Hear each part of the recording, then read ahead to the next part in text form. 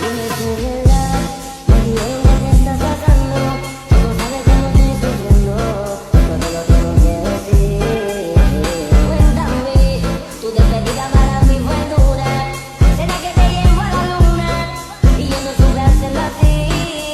Te estaba buscando, por la calle gritando. Eso me está matando, oh no. Te estaba buscando, por la calle gritando.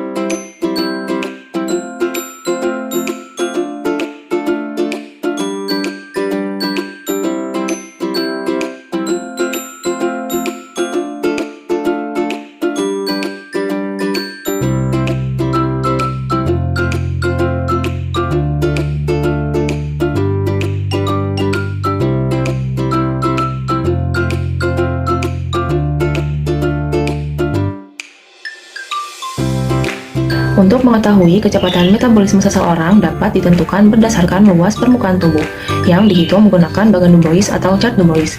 Untuk menentukan luas permukaan tubuh tersebut diperlukan tinggi dalam inci atau sentimeter pada skala 1 dan berat dalam kilogram pada skala 2. Lalu garis lurus ditarik antara kedua titik ini untuk mendapatkan nilai pada skala 3 di area luas permukaan tubuh.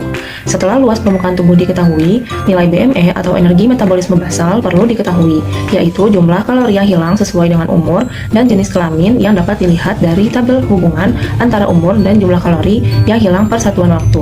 Setelah luas permukaan tubuh dan BME diketahui, rumus perhitungan BMR adalah BMR sama dengan BME dikali luas permukaan tubuh dikali 24 kalori per hari. Berdasarkan hasil pengamatan, kecepatan metabolisme tiap anggota kelompok 3 berbeda-beda. Urutan kecepatan metabolisme dari yang tertinggi hingga terendah berdasarkan data BMR yaitu Vira dengan BMR 1544,54 kalori per hari, Siti Nabila dengan BMR 1521,84 kalori per hari, Natasha dengan BMR 1468,12 kalori per hari, Nailatul Salwa dengan BMR 1396,51 kalori per hari, lalu Fania dengan BMR 1342,8 kalori per hari, dan terakhir adalah Anissa dengan BMR 1294,56 kalori per hari. Menurut Sunita Al-Mansir tahun 2009 dalam Mapayuki tahun 2020 halaman 125 mengatakan laju metabolisme basal adalah kebutuhan energi minimal yang dibutuhkan tubuh untuk menjalankan proses tubuh vital. Kebutuhan energi metabolisme basal yang dimaksud merupakan jumlah energi yang diperlukan untuk pernapasan, peredaran darah, pekerjaan ginjal, pankreas, alat tubuh, dan lain-lain. serta untuk proses metabolisme yang terjadi di dalam sel-sel dan untuk mempertahankan suhu tubuh. Adapun faktor-faktor yang mempengaruhi tingkat metabolisme basal seseorang antara lain usia, tinggi badan, berat badan, luas permukaan tubuh, suhu lingkungan, dan genetik. Usia menjadi salah satu faktor terbesar yang mempengaruhi kecepatan metabolisme. Metabolisme cenderung melambat seiring bertambahnya usia karena penurunan massa otot dan perubahan hormonal. Otot membutuhkan lebih banyak energi daripada lemak, sehingga individu dengan massa otot yang lebih besar memiliki metabolisme yang cepat. Berat tubuh. Semakin berat massa tubuh seseorang, BMR-nya akan lebih tinggi dibandingkan dengan berat massa tubuh seseorang yang lebih rendah. Karena seseorang yang bertubuh besar memiliki lebih banyak massa otot dan membakar lebih banyak kalori dibandingkan orang yang kurus. Lalu, semakin tinggi seseorang, maka akan semakin tinggi juga BMR-nya.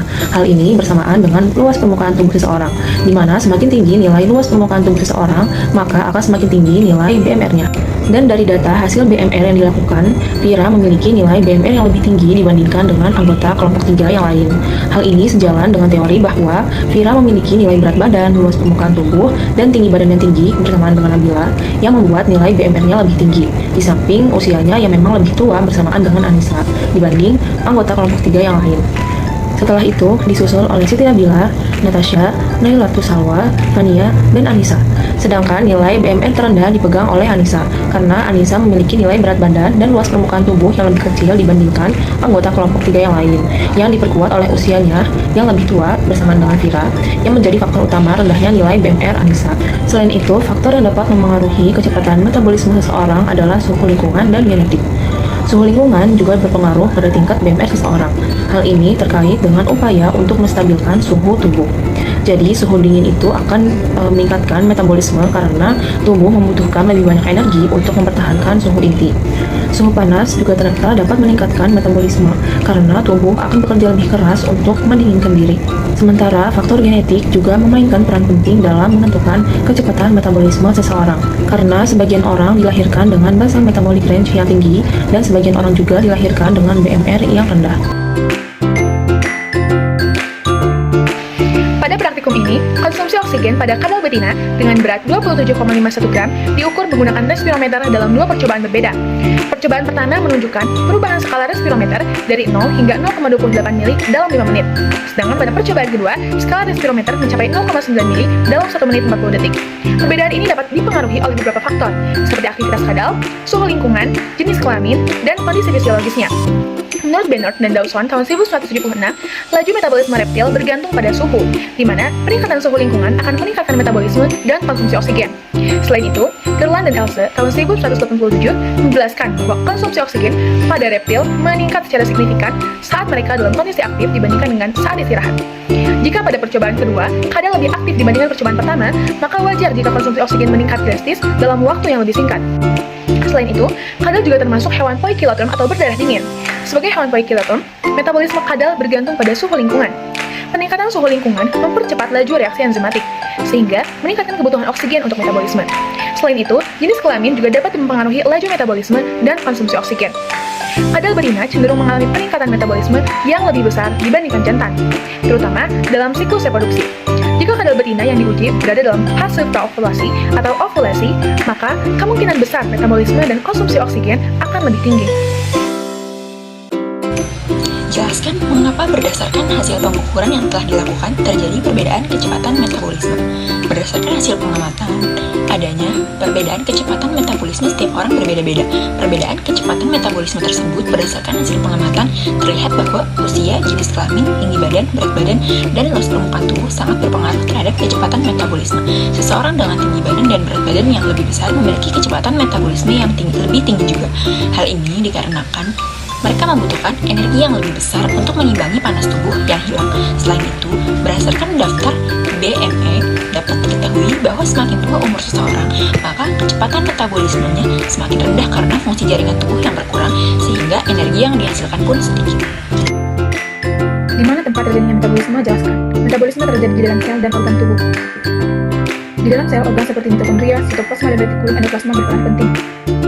Mitokondria menghasilkan ATP melalui respirasi seluler. Sitoplasma menjadi tempat terjadinya glipolisis, dan retikulum endoplasma terlibat dalam sintesis lipid dan protein.